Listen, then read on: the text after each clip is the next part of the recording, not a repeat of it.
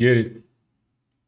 Let's check that volume. We're going to get into what Trump's talking about with his new economic D-Day that he announced today. Let me check that volume, make sure we're good to go. Make sure you hit that like button on your way in. This channel is heavily censored. All right, we own it. All right, let's go. We're going to get straight into it. We're going to check out this report. This is actually from India's news. I have we're going to look at what Indian news is saying about this particular economic, what do you call it? Economic D-Day that Trump wants to impose on Iran. And I think it's funny. Everyone's been talking about it. I've seen it a lot through my feed where everyone's saying, I thought we beat Iran already. I thought we won the war, Trump, you know? And I'm realizing something else about this situation.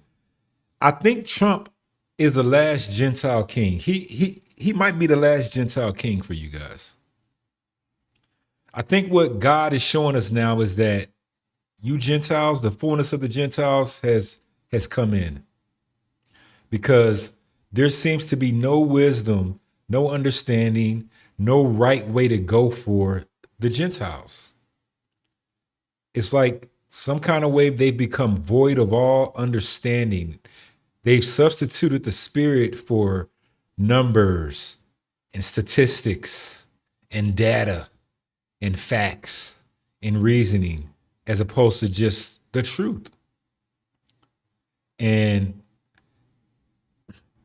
nothing Trump's going to do is going to save this idea.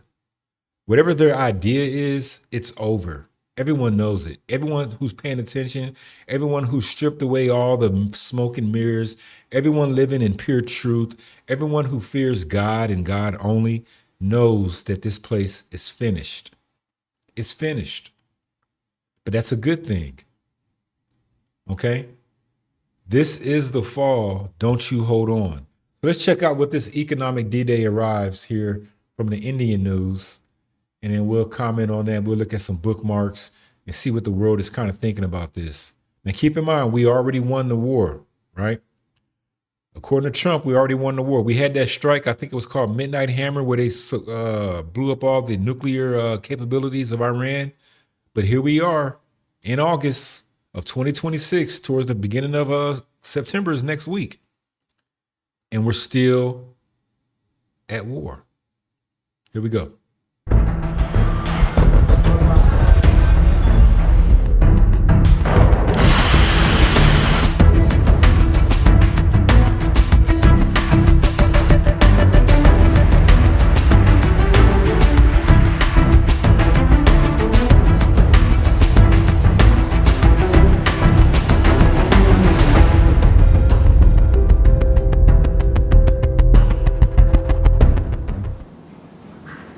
Pakistan Army Chief Asim Munir is back in Iran. It's his third visit this year, and the timing is important. The US and Iran are on the brink of another showdown.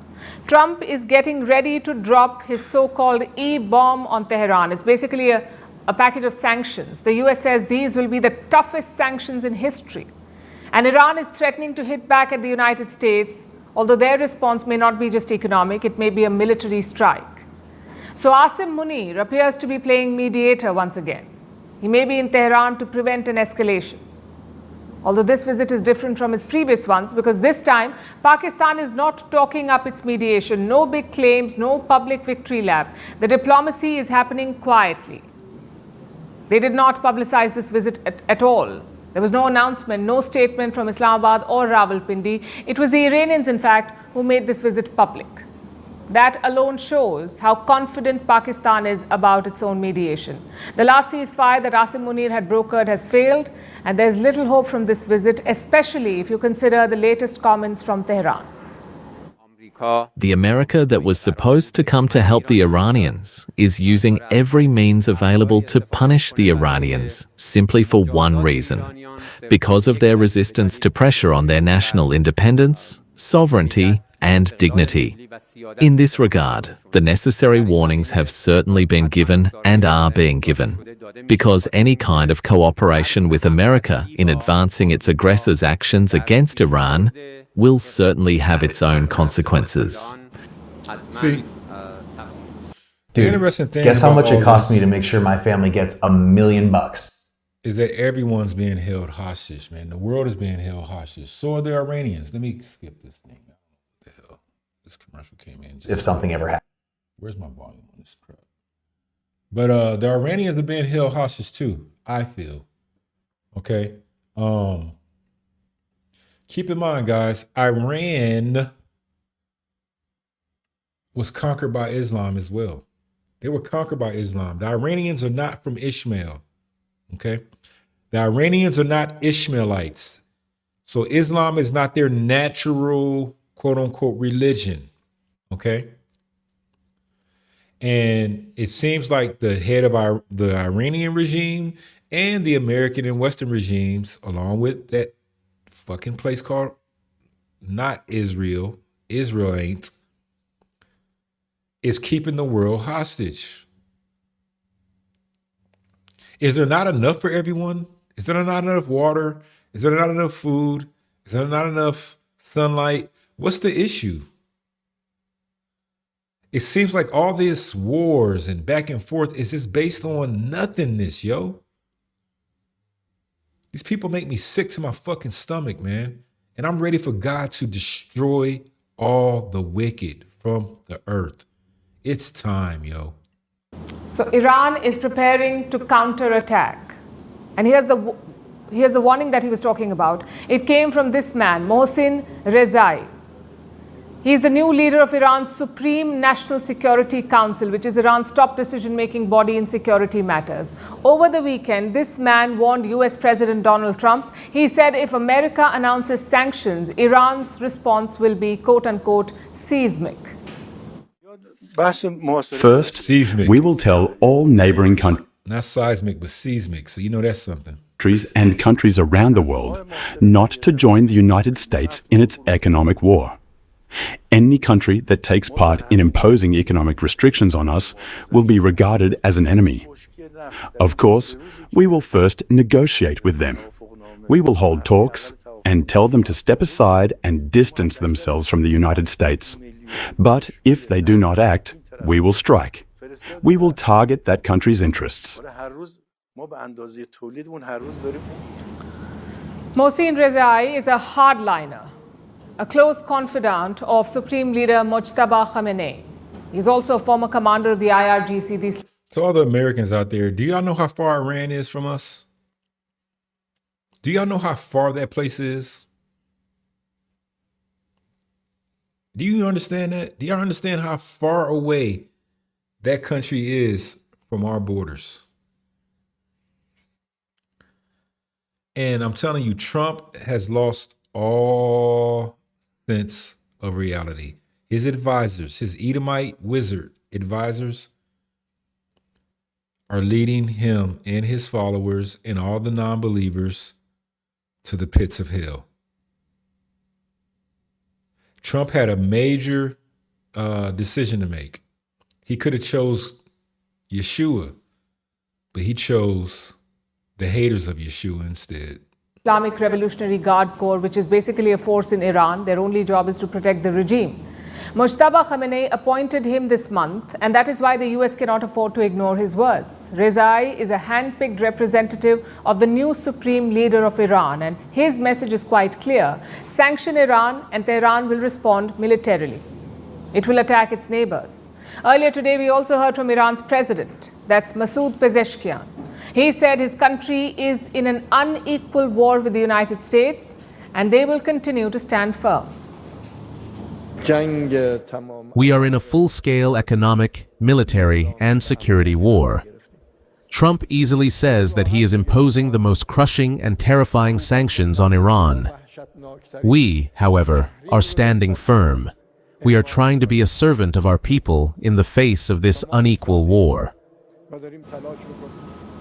Now, Iran is no stranger to sanctions. It has been living under sanctions for almost 5 decades now, and yet whatever the United States announces today will test Tehran's resilience, because their economy has shrunk further during this war. Their currency has become weaker. It's called the rial. That's the Iranian currency, the rial. Today, the rial touched a record low against the US dollar. $1 was trading at 2 million rial on Iran's open market. This is the lowest that the rial has ever traded. Which brings us to the United States. A few hours back, President Donald Trump put out a post, a brief message. This is what it said: Iran is completely collapsing. That was the message. Iran is completely collapsing. I mean, is this good news? Is it bad news? I mean, what is the spirit of these type of words, bro? Iran is collapsing. For what? Why aren't we building? Where's the building? Where's the love at in this fucking world, man? This is your last Gentile king, I'm telling you. This is it, man. God got to come and let this thing happen, Lord. The Spirit of God, please pour your spirit on this earth. Rid this earth of the evildoers and the wicked men, the soothsayers, the liars, the dogs, the lovers of lies. He wrote it on Truth Social. So what is the Trump administration planning to do? There's no official word, only a lot of rhetoric, plus media reports quoting sources. They say that Trump wants to go after Iran's oil. Iran still produces more than 2 million barrels of oil a day. It sells this oil to other countries. The US wants to hit this supply. How can they do it? Through secondary sanctions. Let me explain what that means. One way is to punish Iran directly by targeting its government or businesses or individuals. The second option is to impose secondary sanctions by going after anyone who does business with Iran. For example, a foreign bank that processes a payment for Iranian oil, or a shipping company which transports that oil. The US could sanction these and still punish Iran. That's what you call secondary sanctions. Basically, the US will target those who do business with Iran, and guess who tops that list? China. Up to 90% of Iran's oil is bought by China. Recently, India. So you got to think about how this thing is playing out as far as the narrative that's being pushed. It's of my understanding that the world powers, I don't even like using that term because I don't think they're powerful, but the world manipulators want to give the reins over to China fully. That's why they ripped all the manufacturing out of America. That's why they're flooding America with all these different types of people worshiping their weird gods on this land, because they want to destabilize the promised land and give China control. All right. Now, the narrative would make it, if it went down the way they wanted to go down, the narrative would read that America was the aggressor. America has been the aggressor for the last, I don't know how many years, but just looking back in the last 30 years or so in the Middle East, we've been the aggressor. Well, not we, but this institution of America has been the aggressor. And now we'll see, because Trump's been talking a lot of shit lately with nothing, just empty words, right? But if this whole economic D-Day goes through, where he imposes the toughest sanctions ever known to mankind, and it affects China, it would give China the quote unquote moral upper hand to strike America. And I've seen many rabbis and say that that's what they want. You've seen the videos of these rabbis saying that's what they want. And who's advising Trump? Rabbis. So they're leading us to the slaughter. They're leading all the non-believers to the slaughter right now. Not us, but y'all non-believers to the slaughter. Too bought Iranian oil. This was after the Trump administration waived off sanctions, but India's supply was relatively small. So the biggest impact of Trump's moves will be felt by the Chinese. Of course, the rest of the global economy will also be hit. Any sanctions on energy will mean higher oil prices. The supplies are already running slow. The war has erased a fifth of the world's oil supply. That's 20 million barrels a day out of circulation. Here is what this means for all of us: shortages and higher fuel prices. That's what we should brace for. In fact, petrol prices are already up in 145 countries. It's a direct outcome of Trump's war in West Asia. The biggest jump has been in Myanmar, where fuel prices have spiked by 55%. Now look at the countries that are being affected most by this particular conflict between the United States and Iran. Myanmar, What did they ever do to anyone? Bhutan, I never even heard of that country. Cuba, why? The Cubans are catching hell based on this. UAE and Nigeria. These are the countries that are facing the biggest spikes in their fuel prices since this whole conflict started, which is wild to me. This is followed by Bhutan, Cuba, the UAE and Nigeria. Bhutan and Cuba have seen increases of more than 50%. The UAE and Nigeria are up by more than 40%. Even the US has felt the shock. Fuel costs in the United States are up by 34%. Same with India. Our import bill has shot up. The cost of crude imports is up by over 41%. This is for the month of July alone. I don't have a problem with none of this. I want to see it burn, so I'm not tripping. I have no desire to see this system, not the people. I love the people, but this system, it needs to fall. And I pray to God that, and I know God has our back, that every decision they make is only going to hasten their downfall. It's going to hasten their downfall. All right, let's see another report. This is BBC. I don't want to watch them. Let's go to the X feeds. Now, we've seen some of this right here. This is what they're saying. They're saying that Iran, man, we don't know where this comes from, guys. We don't know if this is really Iran. This could be Tel Aviv somewhere, all we know. This could be a movie set. We don't know. Keep that in mind. Now, I'm not saying it's not Iran, but ultimately, we're looking at a movie scene, basically. We're looking at, a video, a digital feed. We don't know where this is being shot. We don't know who these people are. None of that. This could be smack dead middle of a movie set in Tel Aviv somewhere. Okay? But what they're doing is they're getting the mind of the American people ready to accept or to subconsciously implant this idea of Iran killing someone in America, someone of stature, whether it be Trump. A lot of people think that Trump's under great threat by Iran. They even had Trump in the salad bowl a couple weeks ago, where he had to hide in the salad dish to get off the plane to get back to America. So they're planting these seeds into the psyche of the people so that if something was to happen to this man or anybody adjacent, they can easily say it's Iran. See, did y'all see the video? It's Iran. Look at all the flags there. It's so perfect. Look at all the flags waving.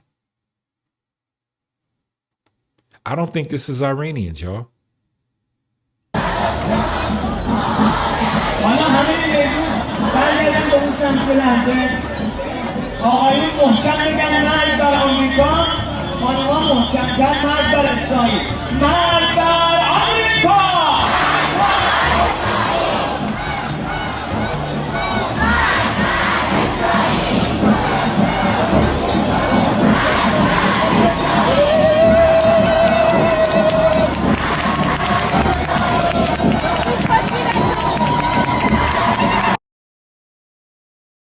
I'm having a hard time believing this is real, y'all. Because all the flags are waving. It's just too convenient. It's just too convenient to be looking at this, y'all. It's too convenient. Then we're seeing this thing from TMZ that they're posting this, that Iran airs insane threat against Barron Trump, reports of $10 million bounty. Now, TMZ is fully owned by Zionists. This is Zionist media reporting this. 905 comments.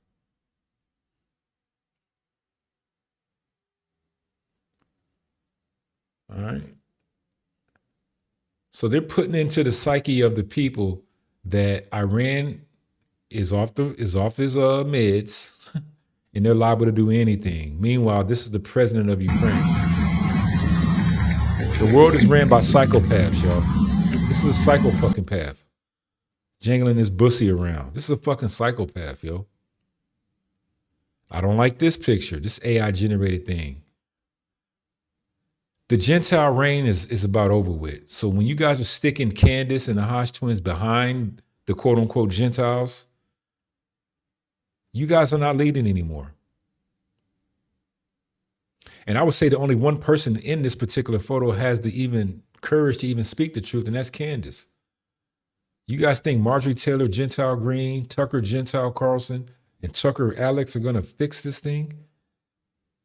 I don't like how they put the quote unquote blacks in the back. Always in this supporting role, always this subconscious of us being the tail. When you guys have been the quote unquote head for the last, I don't want to say 1,000 years, but since what, 1492? And it's getting progressively worse.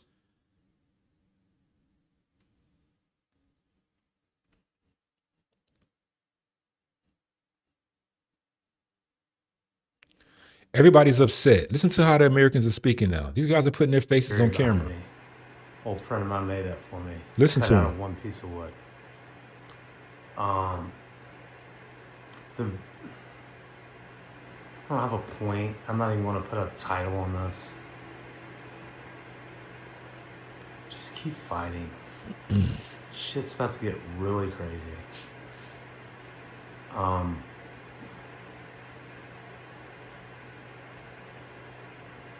I'm facing the toughest time of my life. And I'm not ashamed to admit that. I'm not a failure. But it's rough. I've been relying on door dashing a lot. My car's been in the shop. I'm going on 4 days. Not being able to work. And when I can't work, I got nothing. Grateful to have food that I need, but Yeah, man. The Gentiles are struggling out here, you know? And this is the truth right here. This is what y'all don't want to accept. Now, I'm not going to go into the commentary on this, but listen to what this Israeli Jewish Edomite woman says about the young blacks. And a lot of y'all seen this video before. Look what she says the number one threat is to them. And it is. They consider it a threat. Okay, fine. Everybody plays their side of the chessboard, right? Because we are the truth.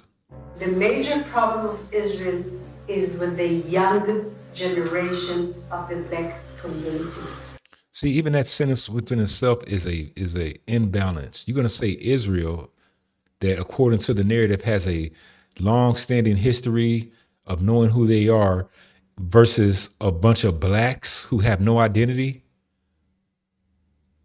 You guys are evil to your core. You have an evil way of seeing the world. You have a disgusting mindset. Wickedness, pure wickedness. What's this guy talking about? This one's going to suck. The Bolshevik Revolution happened in early 1900s, 1917, somewhere around there. World War II happened. I know a lot of you are going to be like, oh, for God's sake, would you get off this? No, I will not get off this. You know why I won't get off this? Because these people have existed for over a century, and they're killing innocent people because of their ideology. And I won't get off of it. I won't get off of it. That's how I be feeling, man. I don't want to get over nothing. I don't even know what this guy's going to say, but people are just frustrated, and they're putting their face on camera to say it. not going to stand idly by and allow it to happen without saying something. And if I get killed for it, fine. I don't care. The Bolshevik Revolution happened in the early 1900s. 80% of them were Jews. Yes. Yeah, you heard it here right. Jews.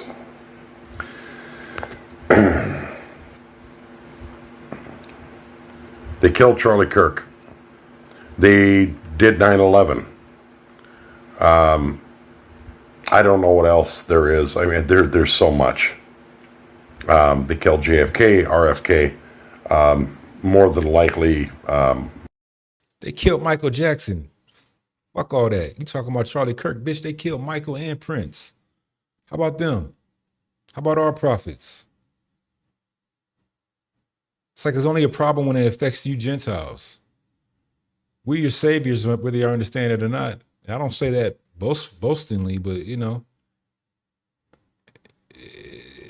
This is what it is, man. So what do y'all think about Trump's plan, man? Is Trump the last Gentile king? I think so, y'all. I think so. I don't see any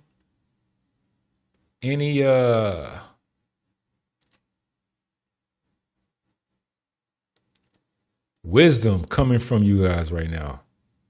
Every move you make is a bad move. Every direction y'all go is the wrong direction. When you should have went left, you guys went right. When you should have went right, you guys went down. It's just all over the place. It's all over the place right now. I think this is the last reign of the Gentiles. And it's okay. That's not to say everybody's going to be disappeared or deleted, but there needs to be a new sheriff in town. It's time for a new sheriff, a new caretaker of the world. Okay? Y'all know all about Jesus now. You guys see that you guys don't have the right way. So it's time to gently pass over the reins to the true kings and priests of the earth. Okay? And it's going to be better. You'll see. Trump is getting advised by the most wicked of the earth. The most wicked. So we'll see how it plays out. All right. I wanted to watch this too. Let's watch this now.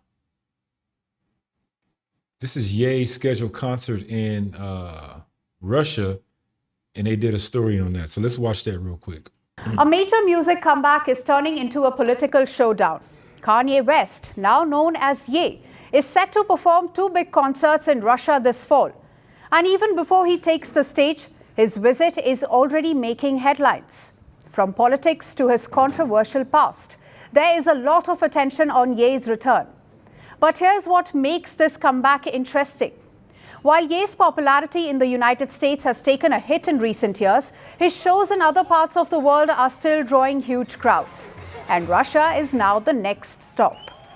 Ye will perform at the 70,000 capacity Gazprom Arena in St. Petersburg on October 10 and 11. Russian media report that more than 100,000 tickets have already been sold. And the ticket prices range from 9,000 to 160,000 rubles. That is about $110 to nearly $2,000. So despite all the controversy around him, there is clearly still a huge demand to see Ye live. These shows would also make Ye one of the biggest Western artists to perform in Russia since Moscow launched its full-scale war against Ukraine in February 2022. Most American and European artists have kept away from Russia since then, but Ye has taken a different path, and his international comeback is already gathering momentum. He recently attracted a crowd of over 100,000 in Turkey, and after being partially banned in Europe, his concert in Tbilisi drew a crowd of about 70,000 people and gained massive attention in Albania too. The music's amazing, separate the art from the artist. What he said is wrong. He's mentally ill. We've all known this. Everyone watches him and they will laugh. And then when he says something that we don't like, everyone villainizes him. Pretty much, I want to separate the art from the artist. I'm here for the good songs, the good vibes with my family, my friends. I love Kanye West. I don't like that, man. You got to eat the whole loaf, big dog. We're not separating nothing from nothing. I love his music. What he said was wrong, but we're here to enjoy his music and have fun. That's all I'm here for. So while his image has taken a hit at home, his concerts in other parts of the world are still packing venues. And now that momentum is taking him to Russia. I don't know about this idea she keeps saying, maybe she hasn't said it yet, about him being not popular at home. No, he sold out too here in America. He sold out Tampa. I don't know what she's talking about. It seems like she's kind of psyop her, she's psyoping her, I don't know if she's Russian or what she is, but she's not being accurate. Where did he perform at so far in America? So far twice. He performed in Tampa. He performed in San Antonio. Those are all sellouts. So I don't know what she's talking about there. But the political attention is already following him. When the Kremlin spokesperson was asked whether President Vladimir Putin could meet Ye during the visit, this is what he said. This isn't our topic. This isn't Mosconcert. This is the presidential administration. In fact, Russian lawmakers are also watching Ye's visit closely. A conservative MP suggested that Ye should perform traditional Russian songs. He said the experience might even help Ye stop his, quote, disgusting antics and become a normal person. Then another... We got plenty of normal people around here, you fucking moron. That's the problem. You motherfuckers are normal. We need greatness. Normal people are running the world, right? And we just saw the earlier clips when I was showing Trump's economic D-Day and all the wars. So fuck your normal. If this is your normal, bro, we don't want it no more, weirdo. Lawmaker went further. He said foreign artists who want to make money in Russia should also be ready to show moral support for Russia's military campaign in Ukraine. And he did not stop there. The lawmaker warned that Ye's concerts could be cancelled if he does not offer that support. Now, there's another reason why Ye's Russia visit is getting so much attention. His controversial past is still very much in the spotlight. Ye has faced widespread backlash over anti-Semitic and pro-Nazi remarks. He praised Adolf Hitler. He released a song called the Hail Hitler. Now, the Russians don't like the Nazis because they got propagandized under the Stalin and the Bolsheviks. He even sold clothing featuring a swastika. Those controversies have followed him around the world. His concerts in Europe, in particular, have faced major problems. Britain blocked him from entering the country in April. That forced the cancellation of his wireless festival appearance in London. Shows or festival appearances in France, Poland, Italy, the Czech Republic and Slovakia have also been cancelled or blocked. Then further southeast, Australia also denied him a visa. And in Brazil, local and regional authorities even moved to stop performances amid his controversies. We are from Prague. We're expecting a great show. It's going to be the first time we see Kanye because he doesn't perform as much in Europe, so we're really excited. We're from Israel. We came especially to Tbilisi for Ye. We closed the show like 3 weeks ago, and since then we've been having major problems with the flights and wars at our country and everything, but in the end we're here. But despite all of that, Ye is still finding massive audiences outside the US. And now all eyes are on St. Petersburg. Because of his fans, these could be 2 huge nights of music. But for Russian officials, it is clearly something more. It is a mix of music, politics and controversy. And with the October shows still ahead, Ye's Russia comeback is already making noise long before he even steps on the stage. Patria o muerte. I love the power of Judah. I love it. That's strong right there. They tripping out over this guy. That's strong, y'all. That's super strong, super strong, super strong. Now look at the different energy, right? From our leader versus the Gentile leader. The Gentile leader wants to sanction and, punish. But our leader wants to spread love and joy and music and truth, first and foremost, and shake it up with the spirit of his mouth. That's biblical talk right there. The spirit of his mouth. So long live Ye, baby. All right. So I'm gonna get out of here, man. Let me know what y'all think about Trump's economic D-Day and what's going on with this whole thing with Iran. It seems like it's never ending, I'm going to tell you right now, I want the Most High to destroy all these wicked people. Because that doesn't seem like they're going to repent. They have no sign of repentance in them. No sign of let's just figure out a way to make this work. It's always war, war, war, kill, kill, kill. And it's disgusting. It's time for a change. It's time for the true kings and priests to rise. I pray, Lord, please shine your light on us. Show us the way, Lord. Arise and rise your anointed. The ones who care about your way, who want to see us have prosperity and truth and righteousness, and most importantly, peace. In your name, amen.